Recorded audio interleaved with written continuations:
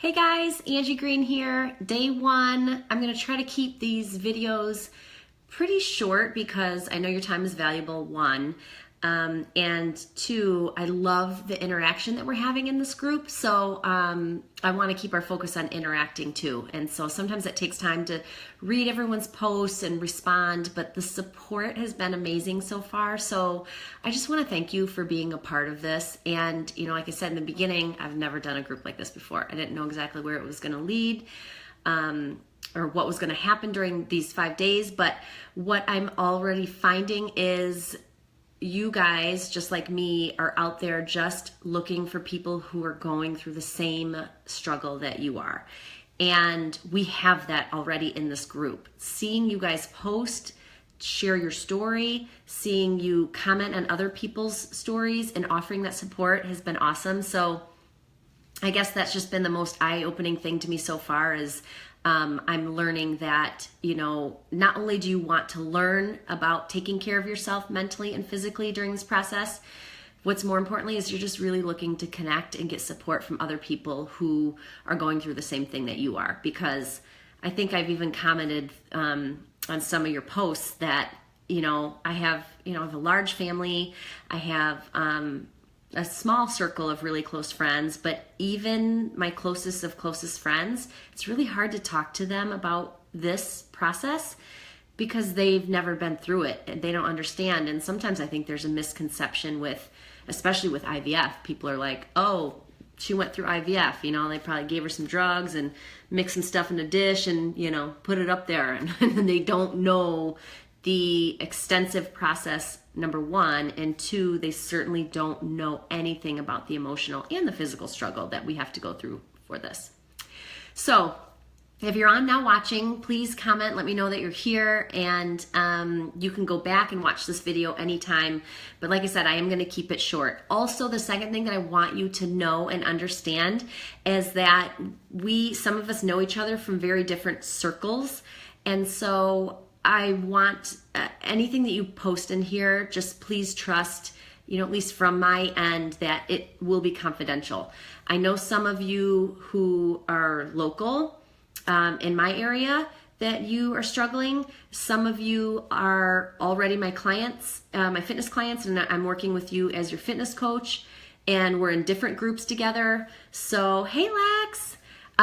So please know that any information that you share in this group will be held confidentially by me, and I'm asking you guys to do the same thing because this is a very personal situation, and I know a lot of you in this group have not come out of the IVF closet because you don't want to or you're not ready, and I wasn't ready for the longest time. Honestly, the reason why I decided to come out and talk about it on social media is because I'm a fitness instructor, and so, you know, if you work out on a regular basis or you teach or have an active job, you teach fitness classes, as you know, there's a lot of downtime when you're going through IVF. And so my pattern in class was like this, you know, I'd have to get subs, and then I was active again, then I was on bed rest during the transfer, and so, you know, there were times I was missing my class. And so also during that time, I started gaining the 10 pounds from all of the meds. And so when you're a fitness professional and people notice that you're starting to gain weight, it doesn't necessarily help your brand. And so I had a couple of people make comments to me in my class like, I thought you were enjoying the holiday festivities early this year. Or, you know, somebody said, I had a woman in one of my classes who just could recognize the signs, and she came up to me after class one day and she said, you know, I don't want to pry, but are you struggling with infertility? Are you by chance going through IVF? Because I have been there. She has twins, and she said, you know, all signs are pointing to you're going through this right now. And I said, yes, actually I am. And so somebody else came up and they said, what are you talking about? And I said, oh, we're talking about having babies. And this guy made a comment, well, your clock is ticking. Do you need a manual or something like that? And of course I ran out of the room crying. But after that, I realized, you know what, I'm going to talk about this experience and I'm going to share this struggle with people because I want to increase awareness. I want to find other women who are out there who need the support. I want to increase the awareness that this is something that women and men struggle with. And I feel like it was my job to help educate after that. And I also want to teach people to maybe sometimes think before they speak, because you never know what someone is going through. Lex, okay, so confidentiality is number one, and I still don't feel ready. Okay, so I would to that ask yourself why you don't feel ready, why you really want to keep it confidential. And usually because there's just so much emotion tied to this. I mean, maybe there's a different reason, but I didn't want people to look at me differently or feel like they have to tiptoe around me or feel differently or not invite me to their baby shower. And I went through all of that. I still go through all of that. That anger, that jealousy that I don't want to feel. I just commented on one of your posts saying, it's normal for us to feel angry and to feel sad. And when I had those feelings come in after our second transfer failed, I hated that I had those feelings. I didn't want to feel that way. But the bottom line is we can't control the way that we feel. We can't help the way that we feel all the time. Okay, emotion. You feel like it's your husband's business. You feel guilty about sharing struggles. No, it doesn't sound silly at all. And I would say if you're not ready to share and talk about it, then don't. But I think I was ready, and once I did start talking about it, it did release a little bit of weight off of my shoulders, because I just felt like I was hiding something that was such a part of my life. Because let's face it, this process consumes us emotionally, physically. It controls your schedule, going into doctor's appointments day after day, being tied to your alarm on your phone, like, oh, time to take my pill, time for my shot, and so I just decided I wanted to be more open. And I thought that it would help me move through the process if I was more open about it. And, maybe it would help me process some of those kind of negative feelings that I wasn't used to feeling. I mean, I'm generally a positive person, but gosh, so much negativity going through my head, and I didn't want to feel that way. And I didn't want to make other people feel that way. If, they were pregnant, I didn't want them to keep it from me, or, if they had a baby shower, or, even, my own ex-husband, who is now remarried, is having a baby. We just found out about that. So my 14-year-old is, going to have a sibling, and something that my husband now and I aren't able to provide him with. So, it's just always a struggle. And I didn't like that I was, leaving conversations or leaving rooms because I was uncomfortable, or breaking up into tears, or, jealous of someone who is pregnant, or even at times, let's be totally honest in this group, and I'll be honest with you, I would even look at a situation where someone was getting pregnant and then miscarrying. I felt like I wasn't feeling empathetic enough, because part of me was jealous because they were able to get pregnant, which is terrible.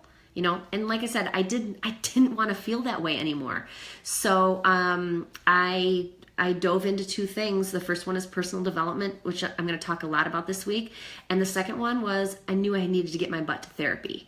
So I'm a firm believer of therapy. It's been so helpful to me. I don't think there's any shame in going to therapy, because, we can talk to our partner, we can talk to our BFFs, we can talk to our parents, but it's for me, it was so good to talk to almost a stranger, someone who non-biased. I would always have my mom pointing my finger in my face sometimes, being supportive, but saying well, you should time your sex better, or, people in the community that know that I do fitness for a living saying, well, it's because you work out too much. No, that's not the reason. So, talking to an unbiased person that you get to know, and that what I really like about my therapist is she doesn't give me advice. She doesn't tell me what to do or what not to do. She just lets me talk and helps me process it in a way that I can figure it out on my own. Does that make sense? It almost won't make sense until you try it. So look in to see if you have insurance and if your insurance provides something like that. I would highly recommend that. And then I would really also recommend diving into personal development. And since we're talking about mindset today, I wanted to share those two things with you on therapy and on books or personal development, because those are two things that have helped change my mindset. Now, does it still sting sometimes? Yes, absolutely. But I'm getting better. And I hope that by working with you guys this week, I'll continue to get better. And we'll get better together.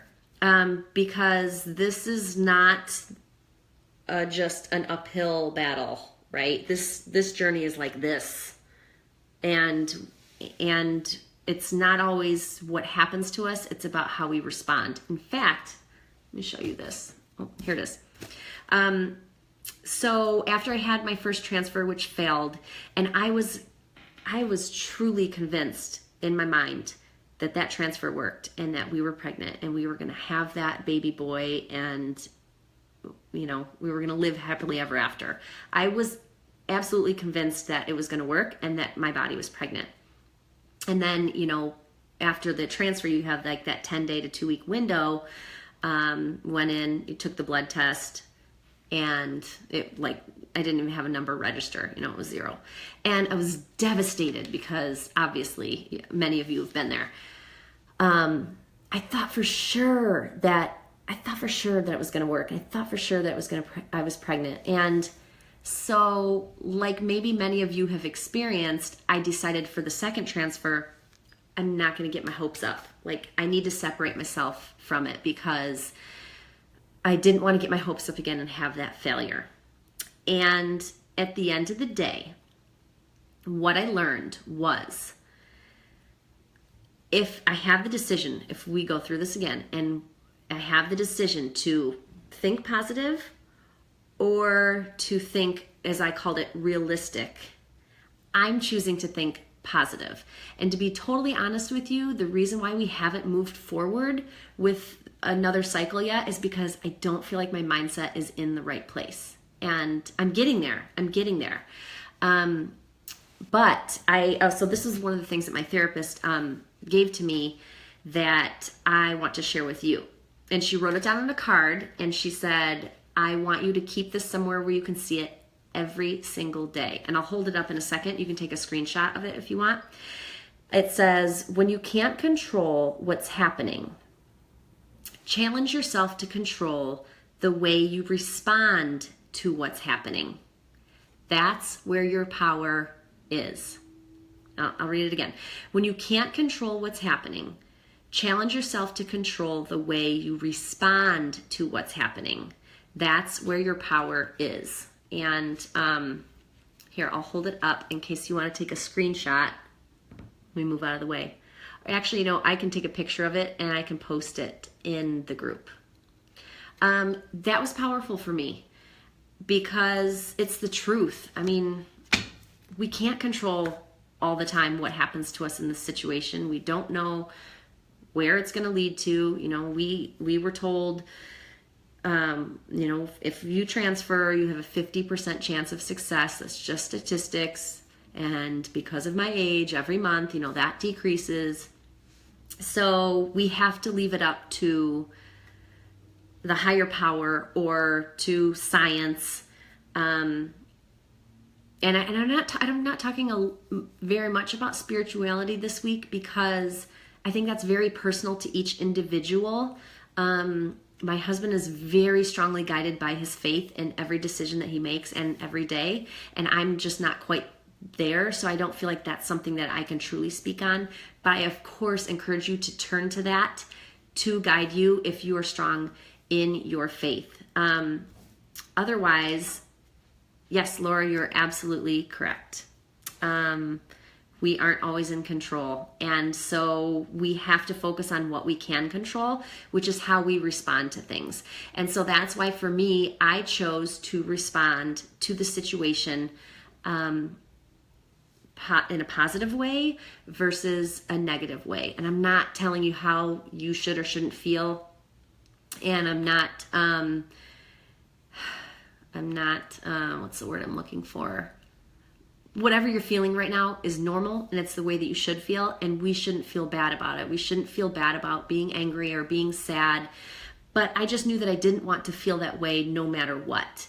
And so I'm working towards my mindset to help prepare me for what's to come, because I don't, if I'm looking at, or if we're looking at our fertility journey in a negative way, I don't want that to transition over to my life and to look at life in a negative way. Do you know some people in your life?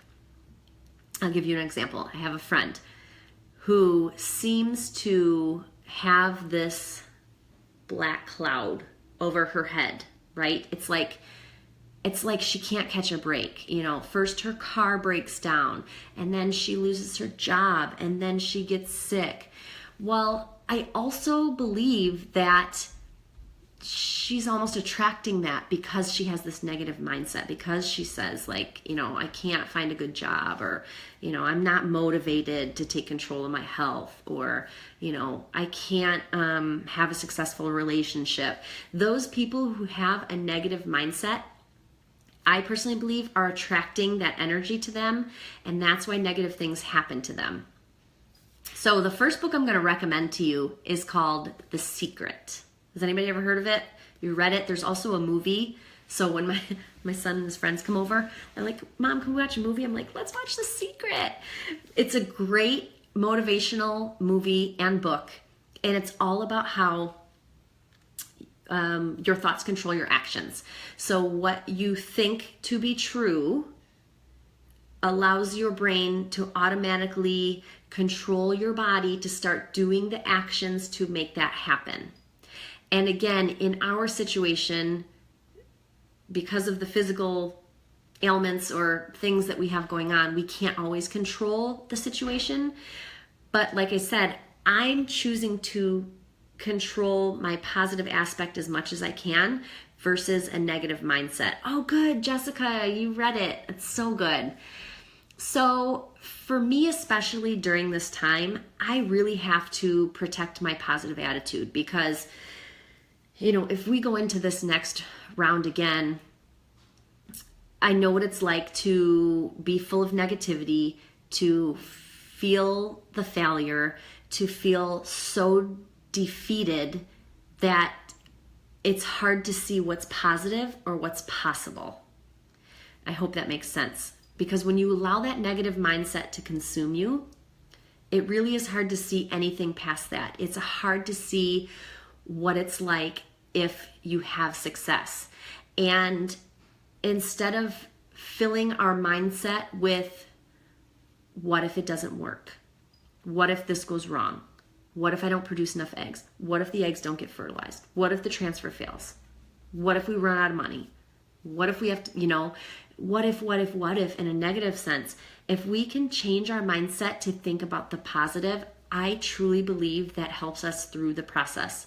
So instead of saying what if it doesn't work, I'm now trying to retrain my brain to say, well, what if it does work? What if we go through this process again and we do our third transfer and we have a healthy baby? And one of the things that my husband and I are working on is, we were sitting at dinner the other night and we were talking about, Aunt Flo just came the other day. So the other night we were like, okay, is this it? Should we start the meds again? And then we took a breath and we decided, realistically, we can't start this process, 2 days after my cycle starts. We need to plan ahead. But when I started the well, what if it doesn't work? What if it doesn't work? What if this happens? What if that happens? He said, stop right there. And I want you to make a list of 10 things right now that has been a positive outcome of this experience for you. And so, of course, at first I was like, nothing. What? I gained 10 pounds. We don't have a baby. And he said, stop. Flip the switch in your brain and make a list of 10 things that have been positive for you with this experience. Go. And so it took me a second, and, he started writing them down, and I thought, well, I've met a lot of people. I've been able to help people. I've met some really cool friends. And it's brought my husband and I closer together. And you know, once I started thinking of a few things, it started rolling off my tongue more. Like, okay, you know, I've had to lose, I'm going through this process of losing 10 pounds, so I understand what a lot of my fitness clients are going through in their weight loss journey. It helps me connect and relate. You know, and it is just like one thing starts to lead to another once you change your mindset. Now, does the bad outweigh the good? There's no question. But it was really cool that I was able to see the silver lining in things. And it also helped me realize that, you know, we're on our own journey. So when I run into a situation with a friend who's pregnant, or, you know, a baby shower, or even my ex-husband who's now having a baby, it also helped me realize, like, I don't want that journey. I don't want to be that person. I don't want that person's baby. Like, I want my own, and I want to be in my own journey.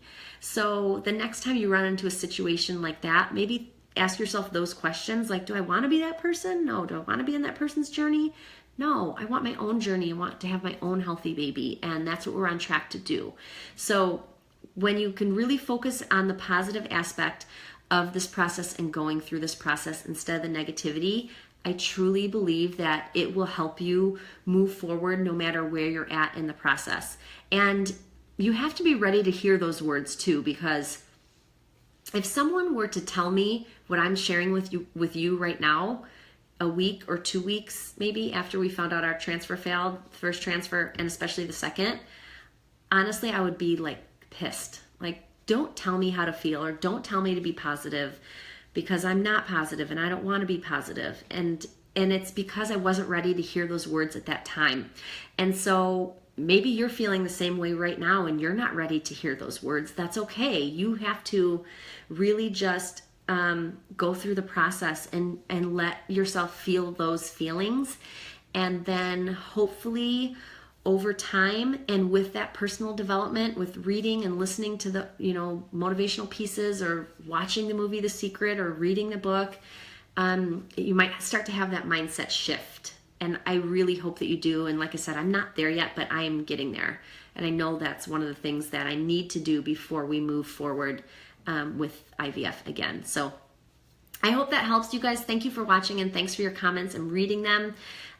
Laura, yes, I love that you're saying instead of if, when. So when it works, when it happens, when we have success, when we get pregnant, when we have a baby.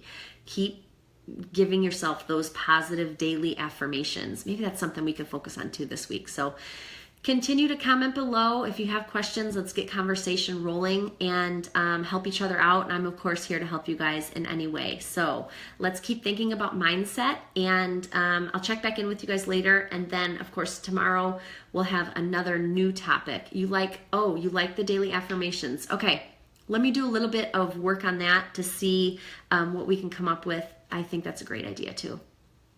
So we'll be talking about daily affirmations, and tomorrow we're going to be talking about gratitude also, which I think is super, super important in terms of taking care of your mental and emotional health on this journey. So if you're just joining, we're just ending, but go back and watch the video and comment below with any questions that you have, or any comments that you want to share, or anything that stands out to you, any light bulb moments, and we're just going to continue to process this stuff together throughout the week. All right, you guys, thank you so much for watching. Talk to you soon.